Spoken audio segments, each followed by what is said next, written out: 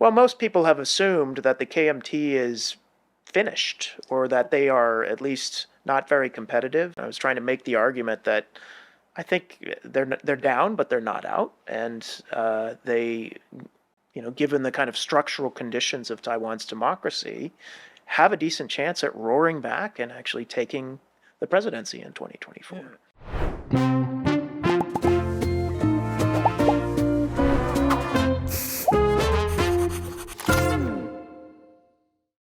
好，大家好，我是范琪斐，我是可心，欢迎收看《斐姨所思》。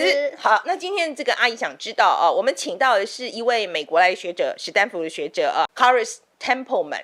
OK，然后呢，为什么会请他来？我请可心讲一下好了，因为是可心介绍我们认识的。大约是我认识那个 Kharis 大概是在今年初的时候，然后他之所以会跟他联络，就是因为Kharis 他在 Hoover Institute， 就是史丹佛大学 Hoover Institute 在做台湾的研究已经10几年的时间，那所以他很多想要了解台湾的人都会先去跟他认识。那他就说他是很有名的台湾专家啦，真的非常有名。那在过去的几年呢，就是随着台湾的这个能见度变高，大家对台湾越来越有兴趣之后，他一天到晚都碰到一大堆的来信，就说你可以帮我介绍谁，你可以帮我介绍那个人这个人，那他就有点疲劳轰炸，然后所以就来跟我聊一下，然后我们也看一下，就是观测站这边可以怎么样的去协助，去把这一些对台湾有兴趣的人，让他们以正确的方式以及比较全面深入的方式来了解台湾。那在今年大概上一个月，因为 Kharis 他就是被 Foreign Policy 受访。然后呢，这个访问呢，在台湾有点被错误的引用，然后不当的引用，那有点造成Kharis 的困扰，所以呢，就也跟 Kharis 聊了一下这件事情。我说，那既然你要来台湾，我觉得因为台湾其实常常很多的媒体都会疯狂的 quote 这一些美国的议员。专家，我随便举个例子，比如说有一个众议员啦，炸掉台积电，要炸掉台积电好了哈。对，然后。可是说实在，我们如果知道的话，就美国很多不同的声音啊，然后像这种就是还有最近一个那个总统候选人，共和党总统候选人，他不是说什么，就是给把枪，大家发一把枪这样子，给台湾人每个人发一把枪，哈，像这些话，其实说实在，我觉得在美国听了，我说实在这些。我就觉得不是咖，你知道吗？我说你如果知道美国是一个非常，它是个民主社会，他自己讲什么就讲什么，对，它其实是一个声音非常多的地方。那你要听谁讲很重要啊，不要随便抓一句话来说，哦，这个是美国政府的立场，我觉得真的是太夸张了。这个是，然后所以我们就想，让。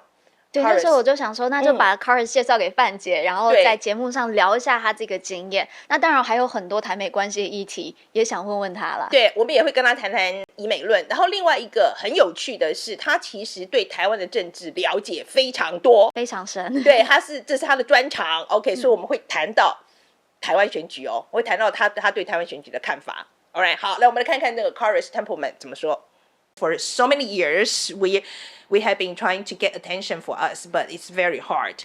But now I think things are changing, okay? And then, however, we noticed that there are a lot of comments in the United States. When it comes to Taiwan, it becomes something else. Sometimes it's out of context. Sometimes it's misinterpreted. And I heard that you actually have a personal experience on this. Sure. So why don't you tell us what happened? Okay, yeah, I mean, it's not a big deal, but I gave an interview to a reporter from Foreign Policy magazine, and the reporter wrote up an article and quoted me, I think in one paragraph.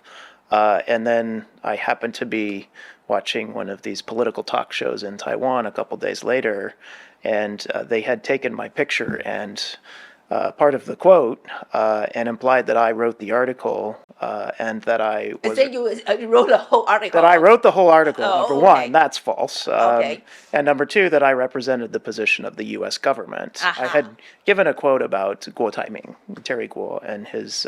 So what did you say exactly? Or what did they say you said exactly? So they were saying that because I had said that Guo was probably not the best candidate the KMT could run, that the U.S. government opposed Terry Guo's candidacy. That's what that's what they implied in the talk show. That's what they implied. Yeah. But what you said? So what I said was I think the KMT would do well not to nominate Guo and nominate someone else because I think he's got some serious political liabilities in a general campaign.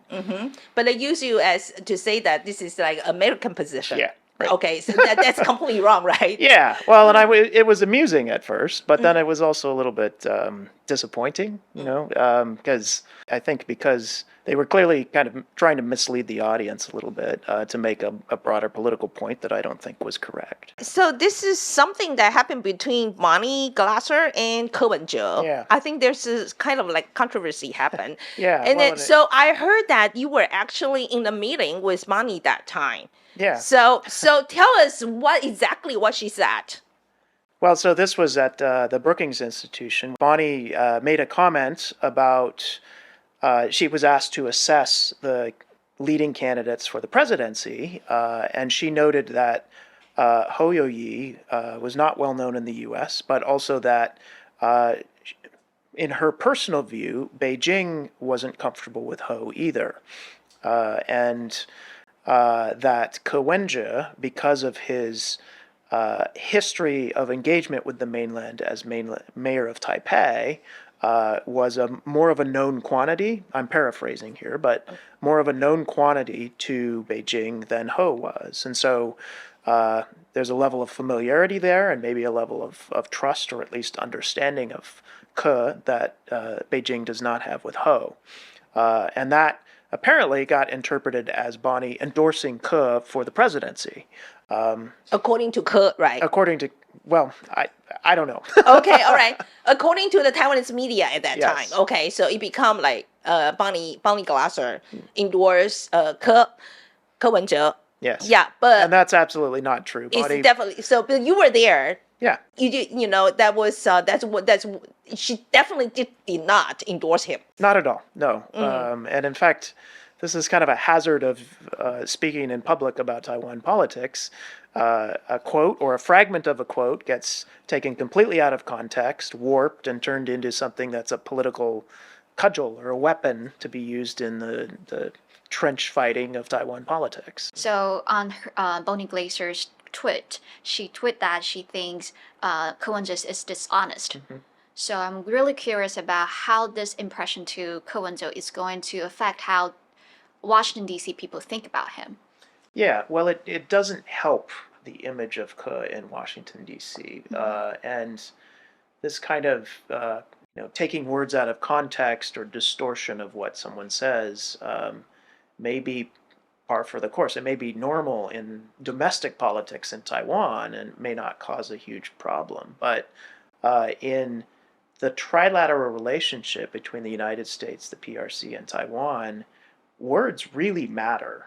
They articulate a very careful, nuanced set of positions. And so the ability to speak on the record in a disciplined way is actually a critical part of being the leader of Taiwan. And Tsai Ing-wen, President Tsai, has really mastered this skill. She's very good at staying on message, delivering the right talking points to the right audiences, and that has helped keep the peace across the Taiwan Strait for her entire presidency and helped keep U.S.-Taiwan relations on an upward trajectory. And so whoever the next president is to succeed her will need to maintain a similar kind of message discipline when they're speaking in public about U.S.-Taiwan PRC relations. But柯文-je is now known for very careful about his words. Yeah, well, and that's something that Taiwanese voters will have to take into account when they decide who is going to lead Taiwan in 2024. So there are lots of factors at play here, but the ability to articulate a clear and coherent vision of U.S.-Taiwan relations is, I would argue, an important part of being the president. So I know that there are actually a lot of different opinions in the United States. So whenever anybody just take one person's opinion and then says that it represents like American Right. opinion. It's very troubling. Yes. And also, I don't know how to explain to them. Well, let me give an analogy. Imagine if Taiwan's politicians in the legislature or in the executive branch or even on TV were quoted in the U.S. papers every day, and what they said was taken as Taiwan's position on X, Y, and Z. You would be pretty uncomfortable with, course. some of the legislators in Taiwan's Li Fa-Yuan today representing the position of Taiwan to an international audience, right? They're usually not speaking with an American audience or even a Chinese or international audience in mind. They're thinking mostly about domestic politics, trying to score a political point or trying to signal to their own party leadership or to their constituents. So the same thing is happening in the United States typically when politicians speak out on Taiwan. They're not thinking first and foremost about a Taiwan audience when they say these things. So, what do you think that Taiwanese people should take all these comments? When they hear this, what Right. do you think they should do? Well, I think there needs to be a careful distinction between official statements by the U.S. government, so the Biden administration. I noticed you had Sandra Audkirk here for a discussion. She's an official representative of the U.S. government, and so she has to But be. she doesn't say a lot. Yeah, well, she has to be careful about what Right, she right. says We because she interview her, is yeah. speaking on behalf of the U.S. government. I am not, therefore, I can speak very freely, and I can say some things that an official government representative might not be willing to say because it doesn't represent the official position of the U.S. government. There's another narrative in Taiwan which is very popular and which also had troubled me for a very long time. It's talking about the U.S. militarism. That's what I saw in Zhihu, okay? It says that the sales of military products in the United States fluctuate between 10 to 15%. Which is the second industry in United States. The annual sales of enterprises selling military products accounts for 4 to 5.6% of the U.S. GDP. All right. And then enterprises selling military products creates about 4 million job opportunities for the United States each year. All right, this is one. And the other one is a excerpt. This is from an article of a renowned professor. He says that according to an intercepted review of recently released government data, the U.S. sold weapons to at least 57% of the world's autocratic countries in 2022. Since the end of the Cold War, the United States has been the world's biggest weapons dealer, accounting for about 40% of all arms exports in a given year. So please, first of all, tell us, is any of the data correct? Is American?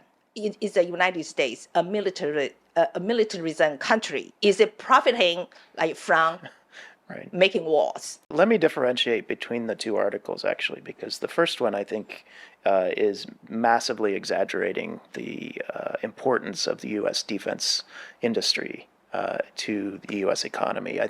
So after you told me about this, I pulled the numbers, at least as accurate as I could get, and the U.S. defense industry maybe employs 1 million people, not 4 million as they said. The impact on the economy of arms sales abroad is, I think it's about 0.3% of U.S. GDP. So it's definitely not what he says. It's not 4 to 6% Okay. by any measure. Now, depending on how they're defining it, I mean, the U.S. Defense budget is about 3.5% of GDP. That's down significantly from the late Cold War, where it was 6% of GDP. But the U.S. still is by far the world's leading spender on, the U.S. defense budget is by far the world's largest. How about the second part?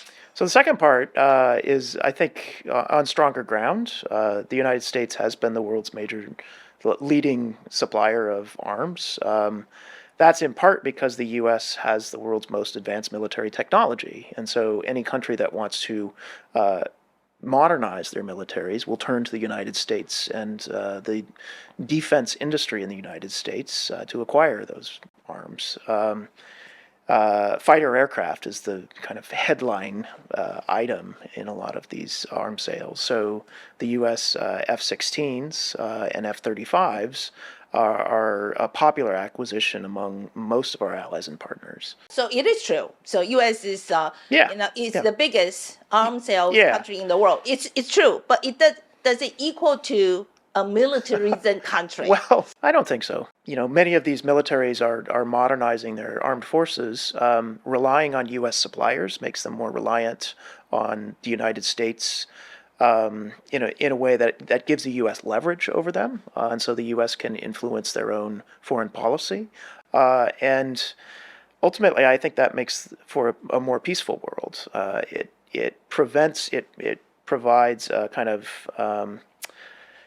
a restriction or a hindrance to countries that might like to engage in more aggressive use of force against other countries. So classic example of this is Egypt. Egypt is a major source of U.S. arms exports. It's in a very volatile region, Middle East, North Africa.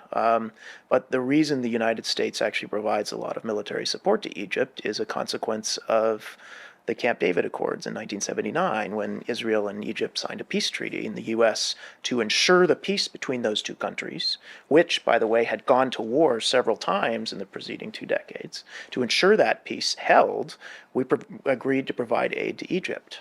So we have influence over their foreign policy, and they have not gone to war with Israel since. So in that sense, the U.S. Supply of military aid to other countries actually gives the United States some leverage and helps provide, limit the chaos in the world. So what do you think when you hear people say that United States is a militarism country? And I agree that we shouldn't be selling weapons to some autocratic countries, but this is the dilemma of being the global hegemon or the superpower, where if you don't provide weapons, if you shun countries that have human rights violations or that are not democracies, there may be other countries that step in to provide those, and then the U.S. loses leverage over those countries. To give you a concrete example, Thailand had a coup in 2006 and 2008, and then again in 2014, and the U.S. broke off military-to-military relations as a result of that coup. And Thailand has then kind of drifted in a more pro-China direction. From the U.S. standpoint, there are no good choices in that scenario, right? So do you break off military ties and allow Thailand to kind of join a broader coalition of China-friendly countries in the region, or do you try to influence Thailand's direction and development to make it both more democratic and more pro-West or pro-U.S.? Mm-hmm. So I guess it's not kind of dry, okay? A lot of the time, I think, It's not, and unfortunately, many of the dilemmas of U.S. foreign policy involve making the best choice out of a very bad set of choices. Okay. Yeah, so this comes to another very popular narrative in Taiwan right now, okay? There are people saying that United States is selling Taiwan a lot of weapons.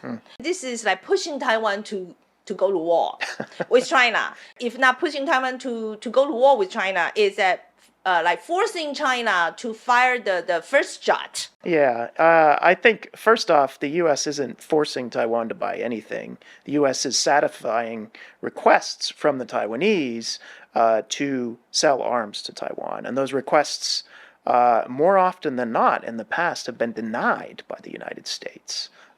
Or delayed, or kind of cut in half.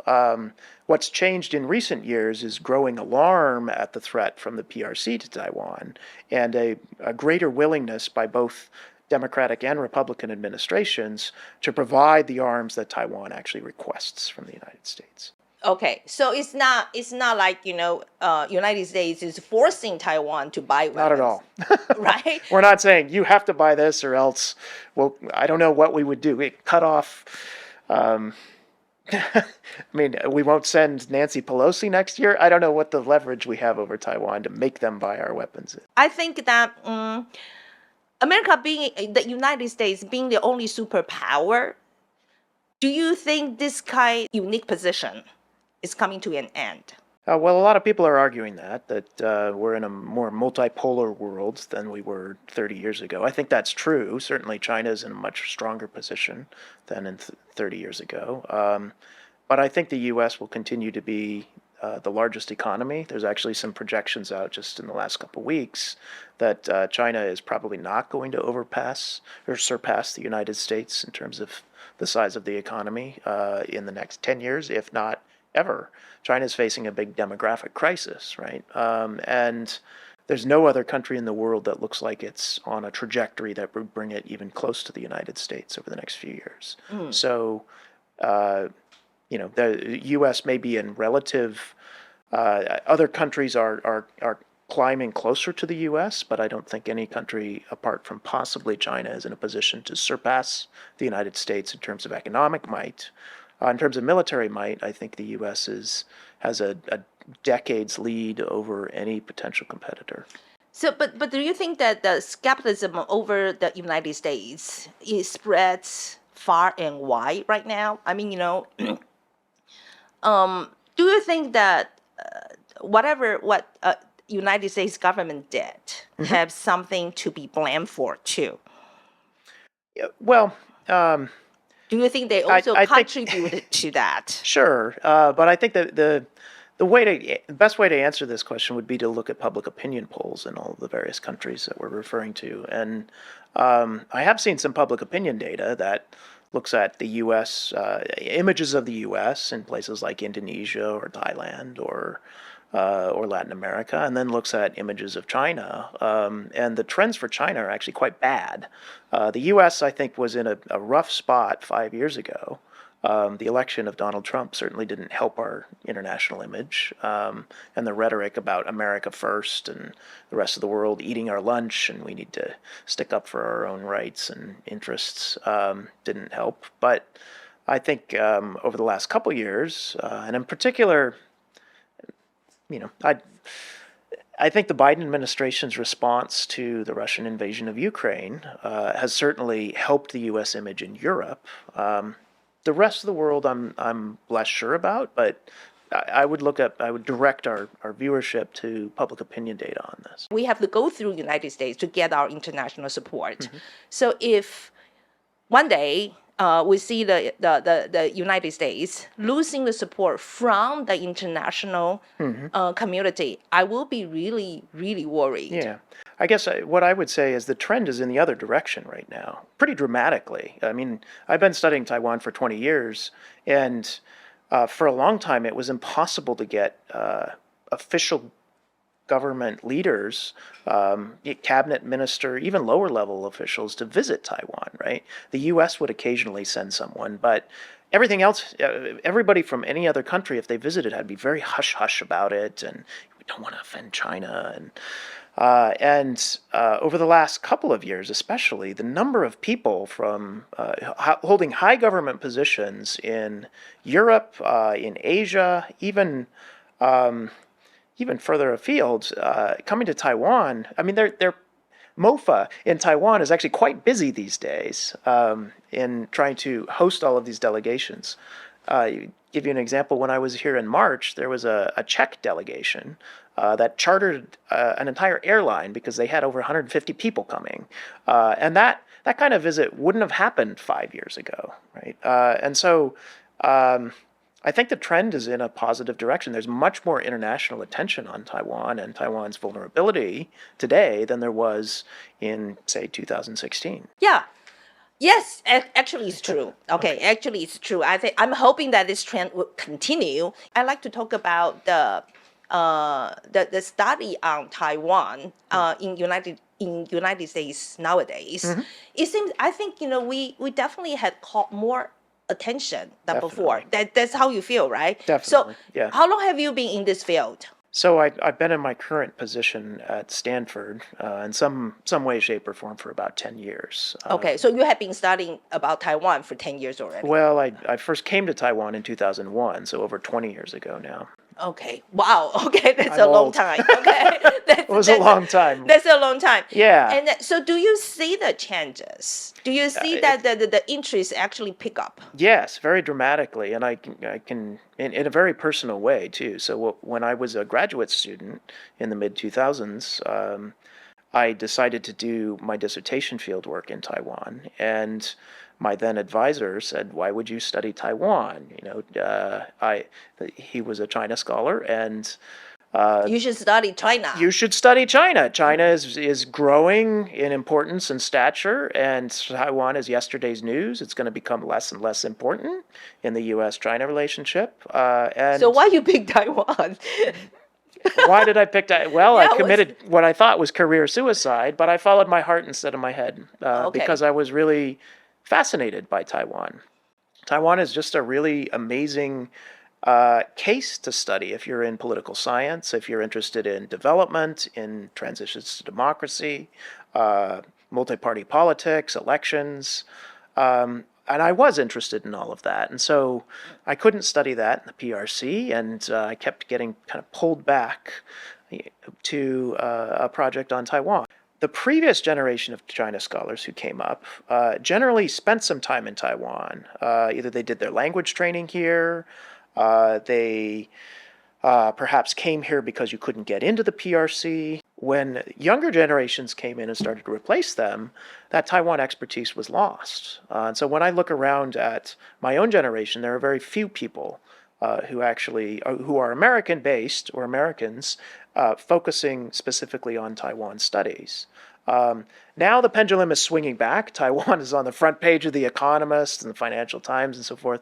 And there's a lot of student interest now in studying Taiwan again. And I expect we'll cultivate another generation of experts on Taiwan in the future. But,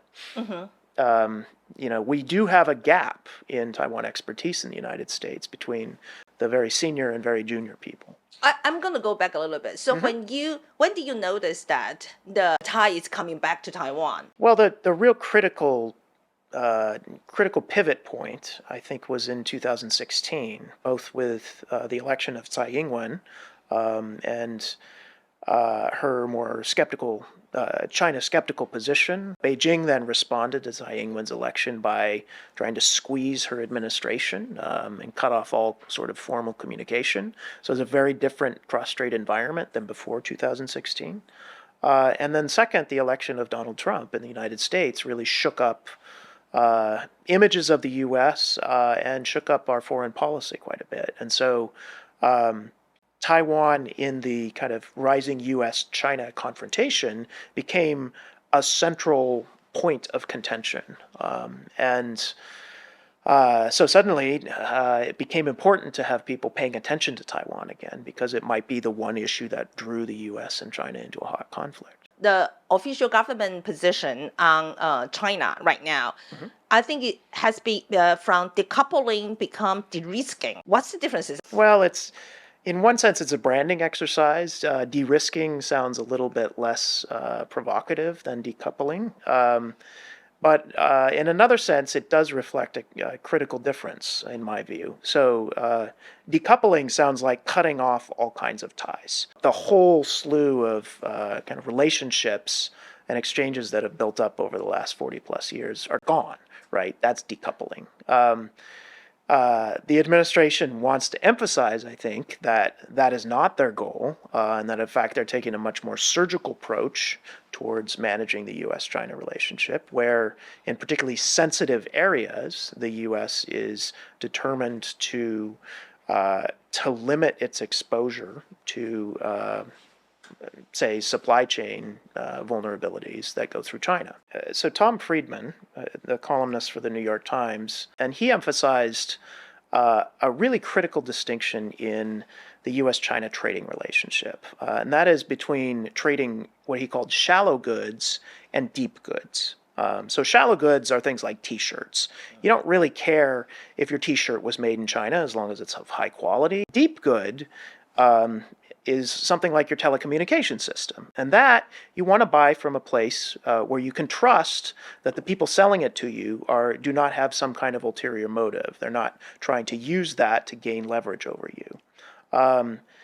And in the case of telecommunications like Huawei, there's deepening U.S. suspicion that the PRC and the CCP really would use those kinds of deep goods to try to insert themselves into critical infrastructure in the U.S. and to use that as leverage in our competition. And so I think part of the de-risking language is focusing on trying to limit risk in the deep goods categories without massively undercutting the trade in shallow goods. Let me say one other thing. So I work at the Hoover Institution, and one of our venerated distinguished senior fellows was George Shultz. He's the former Secretary of State under Reagan, and he passed away a couple years ago. But there's a whole room dedicated to him and his legacy, and the catchphrase that goes along with that room is "Trust is the coin of the realm." What that means is that if you have a bilateral relationship, you need to focus on building trust, and it goes both ways, right? And if there's a long pattern of violations of that trust, then it's incumbent on the party that's violated that trust to try to build it back up. You can go through a long laundry list, but I'd look at things like the violation of the one country, two systems promise in Hong Kong. Hong Kong is rapidly becoming just another Chinese city. And so when it's inconvenient for the CCP, they will renege on a deal. That is the consistent pattern over many, many years. And so from a U.S. commercial and diplomatic perspective, there is no trust in this relationship. And it's hard to see how we rebuild that trust between our two countries right now. You think we have trust between Taiwan and United States? I think we do, yes. Okay. Particularly with this administration in the United States and with the current Tsai administration in Taiwan. I think there is actually a remarkable amount of trust. The U.S. is doing things with Taiwan today that were almost unthinkable 5 years ago. And they're doing that because they fully trust Tsai Ing-wen to keep much of that private. Yeah, I agree with you. She is very good at that. She is a fantastic partner for the United States. Yeah, that's right. Yeah, I think she's really good at that.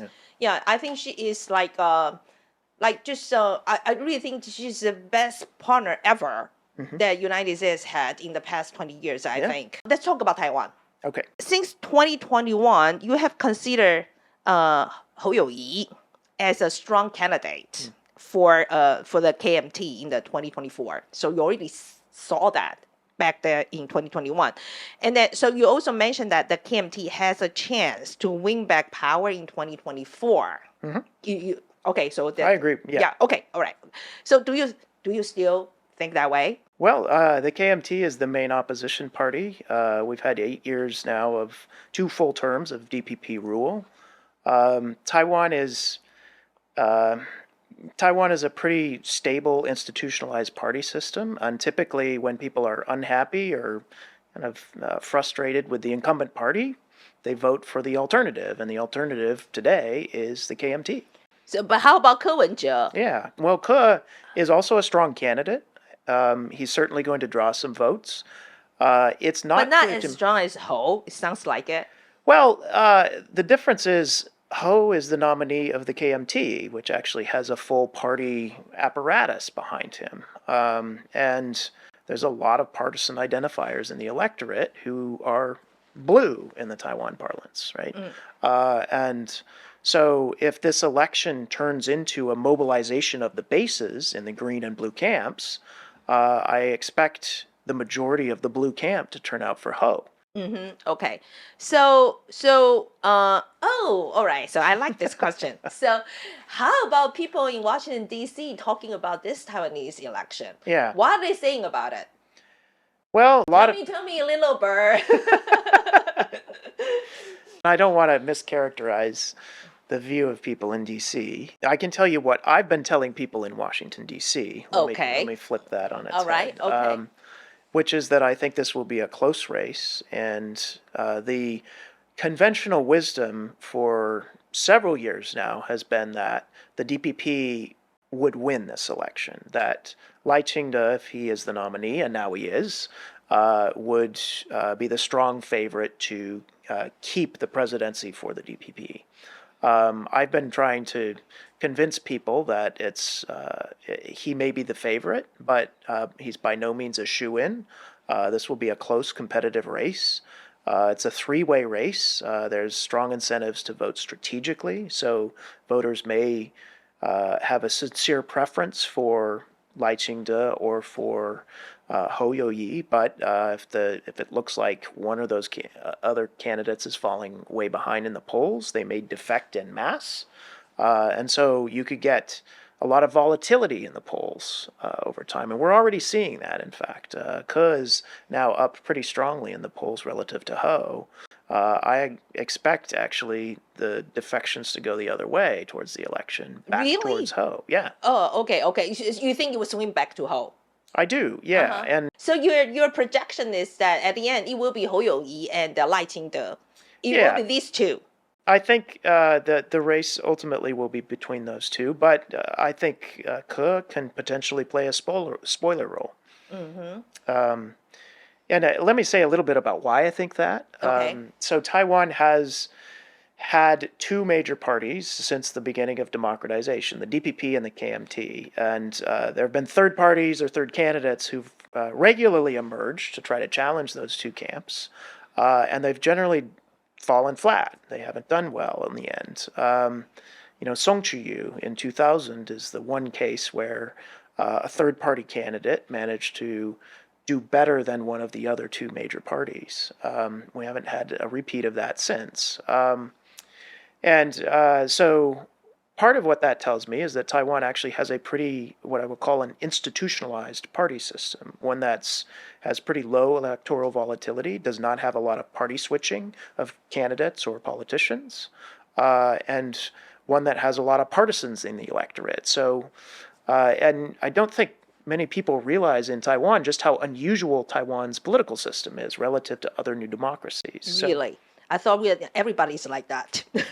No, actually, there's places like Thailand or Poland or Chile. Parties, yes. Actually, well, not only that, but the parties have changed a lot since democratization. So, parties have completely disappeared in those cases.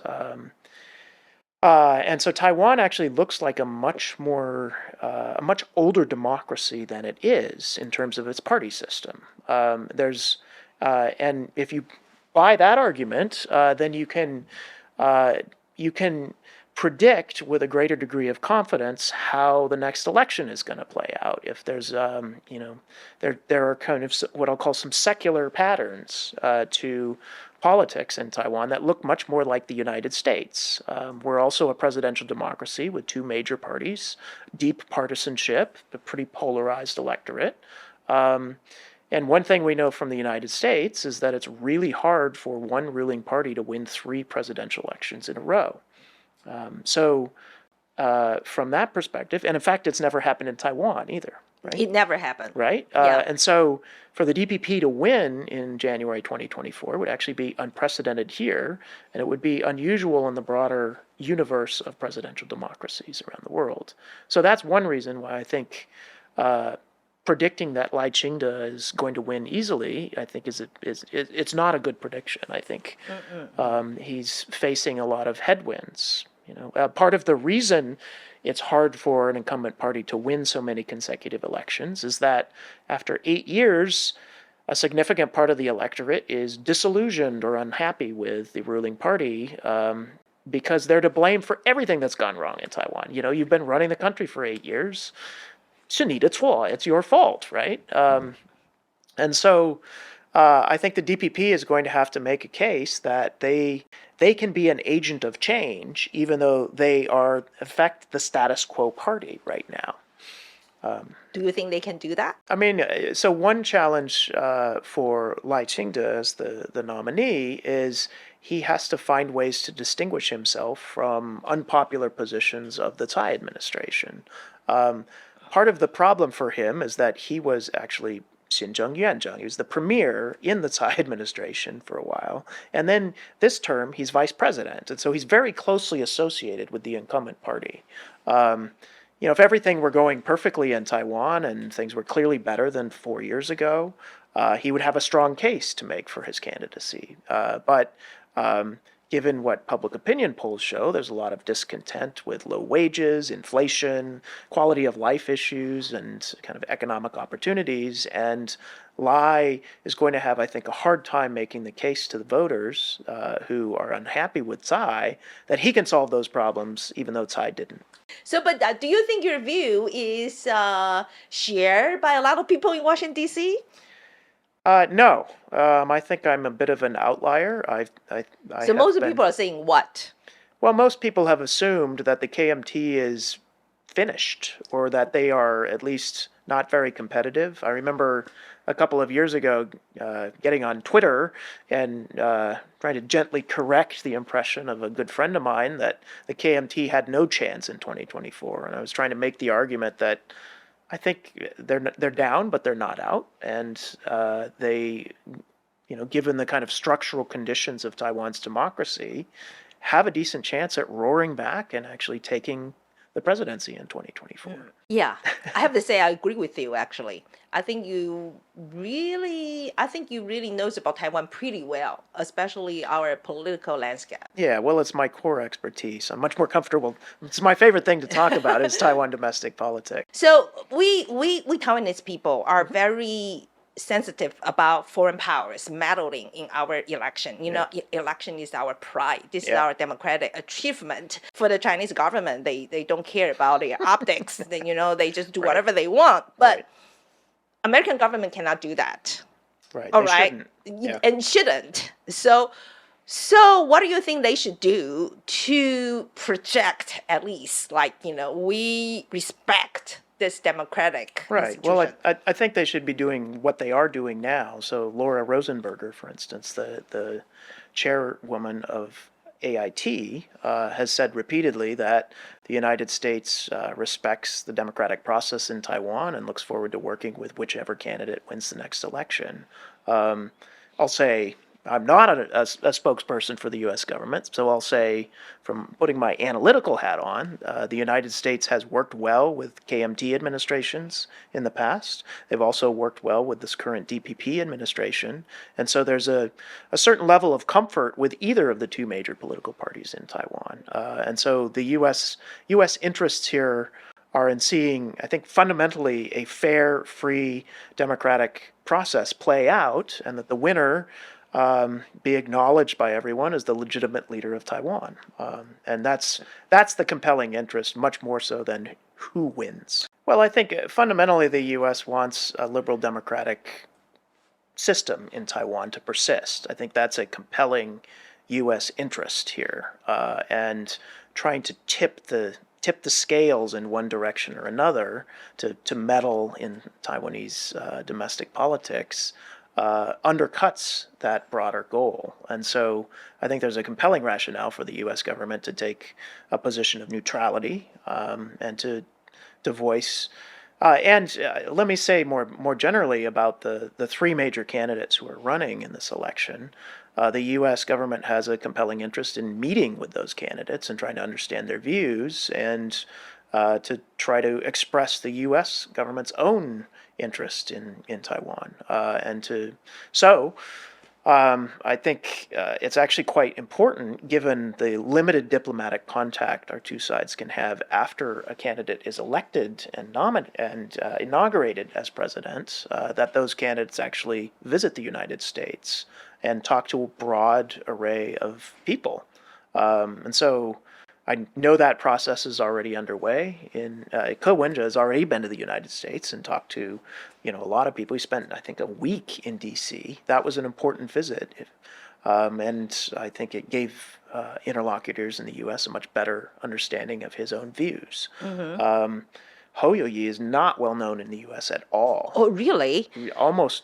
I thought that, but you have people here. I thought you guys, Yeah, but there may be some people. I always thought that you Americans know everything.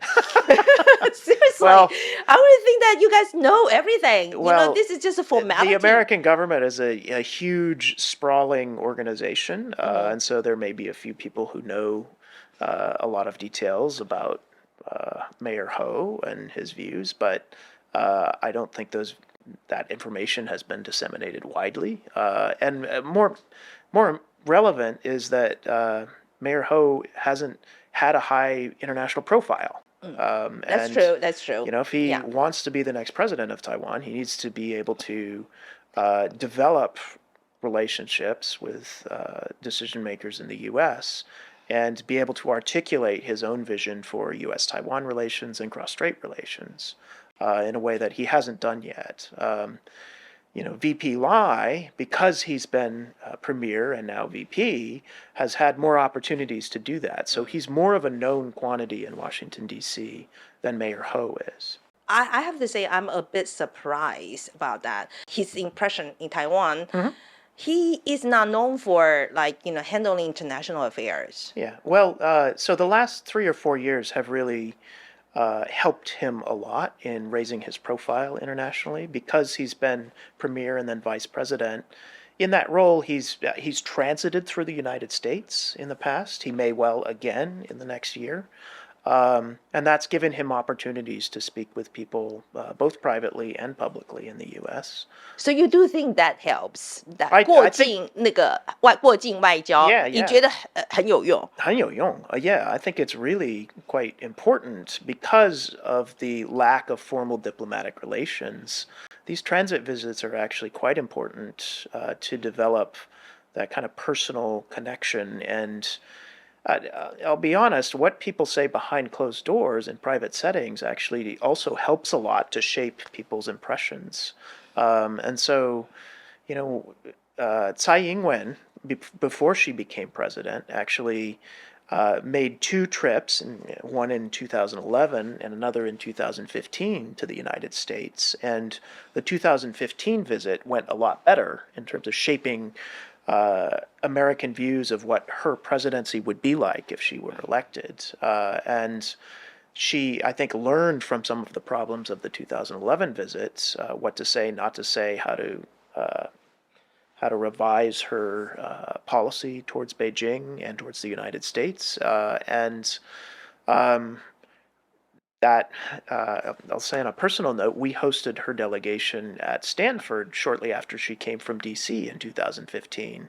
And they were elated at how well it had gone and also quite relaxed at that point because, the big thing had been checked off their list, and that was to articulate a vision of cross-strait relations and of U.S.-Taiwan relations that was consistent with U.S. interests. And they felt like they had done that very well. I mean, she's really good at English speak. Yes. English. She's really good considering she's very good in English expressing herself. On the other hand, I think because of her legal training, she really knows about the wording, how important it is. So, but I don't see anybody now, among these 3. Yeah, so let me say something about that. Tsai is unusually adept at communicating with international audiences. And I'll say on a personal note, I've been in rooms with her where the cameras were off. She was just with a small audience of visitors, and she is captivating. She's very good in that setting. She's very charming. She's charming. She's charismatic. She knows the issues inside and out. She knows what to say, and so she works very, very well in that sort of setting. And I don't think any of the 3 candidates we have up for election in 2024 have that same set of strengths. They have other strengths, but not that. But not that. And so they're going to have to rely a bit more on aids, on kind of coaching, on developing a relationship through other ways to kind of advance Taiwan's interest. So, Kharis, what's your purpose to come to Taipei this time? Okay, so my main purpose in coming is I'm part of a new group that is run out of Berkeley called the U.S.-Taiwan Next Generation Working Group. And the goal of that group is to cultivate the next generation of Taiwan expertise in the United States. The group has some door knocks plans, so we're going to visit the Ministry of Foreign Affairs, Ministry of Economic Affairs, AIT and AmCham, and some others some people in the civil society sector. And the idea is to build some connections and networks for all of us to be able to improve U.S.-Taiwan relations and understanding. Yeah, and I should note that this group is a pretty diverse group. There are also Taiwanese Americans in this group. There are people who have served in the U.S. government, but also who've been in think tanks, in the military in some cases, have, for the most part, significant experience and knowledge of Taiwan already. So it's not a matter of introducing these people to Taiwan. It's more about training them to speak publicly and authoritatively about Taiwan issues to an American audience and vice versa. 好，今天最后面我们来讲一下我们的 take away 啊。然后今天我说实在跟 Kharis 聊天真的好有趣哦，对不对？对，真的实在太有趣了，因为他真的对台湾的那个很了解，很了解，而且呢，我是说真的。比如说，我觉得他在讲到这些政治人物的时候，他其实那个判断都，我说实在是很精准的。是，我特别印象深刻是他讲到蔡英文的特质那一段，对，对不对？我真的觉得他这个是非常代表美国主流的看法的，就华府对于蔡英文的看法真的是这个样子。我觉得他讲到一个很重要的一个点，就是信任 trust 这件事情。那蔡英文就是他达到了，他让美国真的可以信任他。但是我觉得这其实是对蔡英文来讲是一件很不容易的事情，因为他其实在上任之初的时候，美国是很难信任民进党的这一个候选人的，因为最主要的原因就是因为陈水扁。对，陈水扁嘛，那所以陈水扁那个时候我在美国啦，那我觉得那陈水扁那时候就是刚开始的时候，其实小布希对他好的不得了的，非常好，好的不得了，他的那个就是公开露面的机会真的是以前从来没有过的，但后来就整个缩起来，整个几乎到翻脸的程度啊，对，就是说。为什么会这么大一个180度的大转弯？就是因为美国觉得陈水扁他没有办法信任。我觉得有个很大的一个问题是不可预测性，这个就是蔡英文他做很好的一件事情，他让很多事情都是让美国有预测性，而且是有缓冲时间让美国可以做准备的。但是这件事情是陈水扁在当时并没有做的，然后再加上一个事情是陈水扁他并没有去思考美国的角度。当时的美国小布希就是上任之后碰到一个最大的问题，就是911之后，他整个国家的就是 grand strategy， 它的大战略已经完全变成反恐战争。那当变成反恐战争的时候，他变得需要中国帮他一起去遏制北韩。也就是说那时候还需要中国嘛，所以说有关台湾的立场，他就没有办法像以前那么挺台湾嘛。那我觉得，可是在当时，我觉得陈水扁就做了很多行为，我觉得其实让老美来讲，就是说你现在先忍一忍，可是他就是不忍，然后放了一大堆话，所以让老美就觉得说你说这些话，然后做这些公投这些东西，你是要干嘛？对 ，OK。然后一个是这样，另外一个是我觉得可心讲的就是不可预测性。